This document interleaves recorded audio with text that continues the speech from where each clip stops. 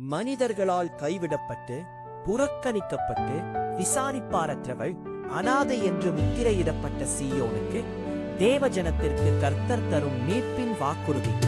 மக்கள் அவமதித்தாலும் கர்த்தர் தம் ஜனத்தின் காயங்களை ஆற்றி முழுமையான ஆரோக்கியத்தையும் நன்மையும் மீட்பையும் கட்டளையிடுவார் என்பதை இது உணர்த்துகிறது.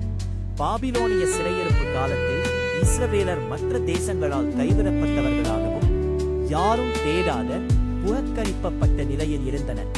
இது மிகுந்த மனவேதனையையும் உடல் ரீதியான துன்பத்தையும் குறித்தது. நான் எனக்கு ஆரோக்கியம் வரப்பண்ணுவேன் என்பது உடல் ரீதியான சுகத்தை மட்டுமல்லாமல் சிதைந்து போன வாழ்க்கை, உறவுகள் மற்றும் ஆன்மீக நிலையை மீண்டும் பழைய நிலைக்கு கொண்டு வருவதை குறிக்கிறது. பாவத்தினாலும் உலக போராட்டங்களினாலும் ஏற்பட்ட ஆழமான தழும்புகளை கடவுள் தாமே மருந்திட்டு ஆற்றுவார் என்று உறுதியளிக்கிறார்.